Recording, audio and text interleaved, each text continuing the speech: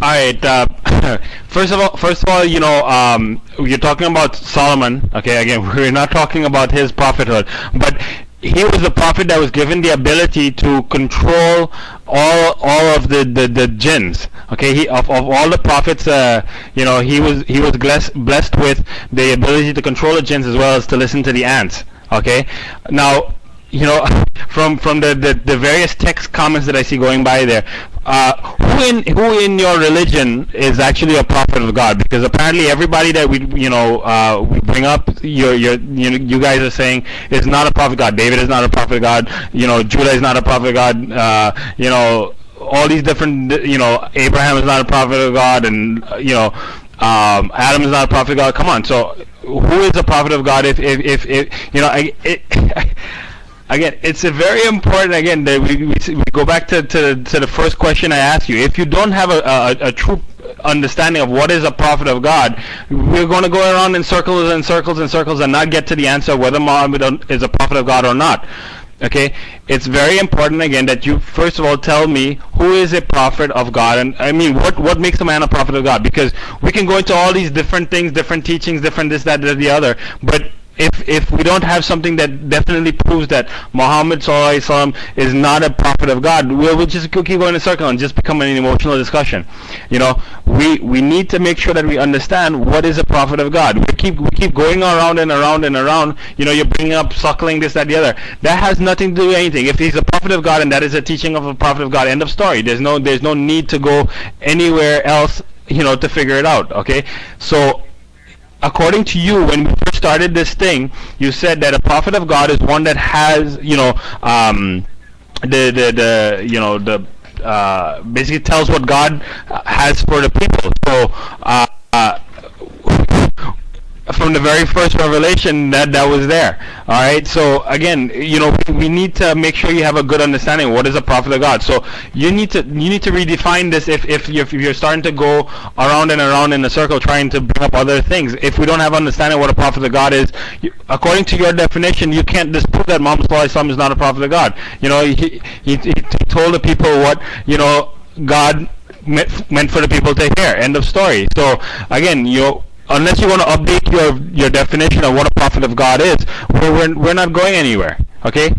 So your mic, and again, let's go back to that. Define to me what a prophet of God is, if it's not just telling the people what God wants the people to hear. Your mic. Thank you. Secondly, please don't put any words in my mouth, guys. Did I ever say that Salmon is not a prophet? Did I say David is not a prophet? Please. And you are the one who asked me from the beginning not to mention the Bible, and suddenly every time you take the mic you jump to the Bible. You are the one who asked me not to do so, and remember, you are the one who is doing that. I promised you from the beginning, so you are the one who is doing it, and when we talk about it, you are saying go back to the topic. So don't mention the Bible, otherwise you will be in trouble. Listen, I asked you, do Satan's work for the prophets of God? You said it clearly, everybody in the room heard you. If you mean genie, yes. Satan's, they don't work for prophets of God and they don't support them. They are the enemy of prophet of God. And now I'm not showing you only they work for a prophet of God. Your God, Allah, saying that He guard them. Those Satans, they are evil and guarded by Allah. They are employee for a prophet of God, and we don't know why. Why a prophet of God? He is using evil ones to get him diamonds, to do diving. They are working for him. They are collecting money for him. So guys, if I say to you now, how you make living Christian Prince, I will say to you, I am a prophet of God who been given authority by God to control Satan, to do diving for me and get me money. Does that make sense? Satans, they are working for me. If my employee is a bunch of Satans, who I am? So we are proving your prophet is not a prophet from his teaching, because if this is true, if your prophet is true, this verse should be true. But nobody will believe in that. And just to show you that's your prophet, he live in an illusion, I want to ask you, do you Muslims believe in the flying carpet? explain to me how your prophet Salmon, he did fly thousands of miles in the top of a flying carpet, and this is the explanation of Ibn Kathir, carrying in the top of it soldiers, army, horses, whatever you want.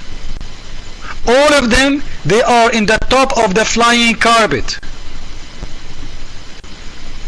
According to Ibn Kathir in Arabic, 600,000 soldier in the top of the flying carpet, 600,000 chair, in the top of them all their horses, all their food, all their animals, all the people, which mean at least 1 million people in the top of a flying carpet. Do you believe really that this flying board is true? And not only that, if you read the explanation, you will see millions of birds, they are flying in the top of the Prophet Salmon to cover him with shade. Who is Salmon? This is not even God he have. Flying with hundreds of thousands in the top of it. Wait, where is that board? What happened to it? Is that an illusion from your prophet or real? Do you really believe in that magic? Is that a magic or real? Because if it is real, it cannot be magic.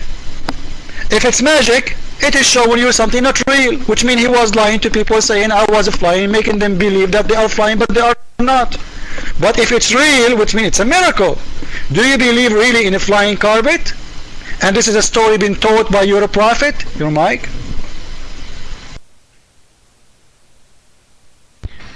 Sir, of course I believe. There is no question about that. Allah subhanahu wa ta'ala can do all things, right? I mean, this is what we believe. Allah subhanahu wa ta'ala has control over all things, I should say. Alright? So, if Allah allowed, his prophet and whoever else to fly on a carpet, then there's nothing wrong. And again, getting back to the controlling of the shayateen, okay, what do you call it? The prophet was, his one gift was he was able to control all of the jinn kind. Okay, and when you asked me the question, it slipped my mind, and I apologize for that. I mean, like I told you before, I am no scholar in Islam. I don't know everything, and yes, the angel. The prophet was the prophet that was given the ability to control all of jinn kind. Okay, so by the blessings of Allah, by the gift of Allah subhanahu wa ta'ala, he was able to do that, right? So I apologize for forgetting that. Please forgive me for my temporary lapse on memory there. All right, but as far as the other let me see, what else did you ask here? You're talking again, yeah, talking about the flying carpet. If that was something that happened, I can believe that Allah subhanahu wa ta'ala allowed his prophet to fly on a carpet. There is nothing that I can see that is wrong with that.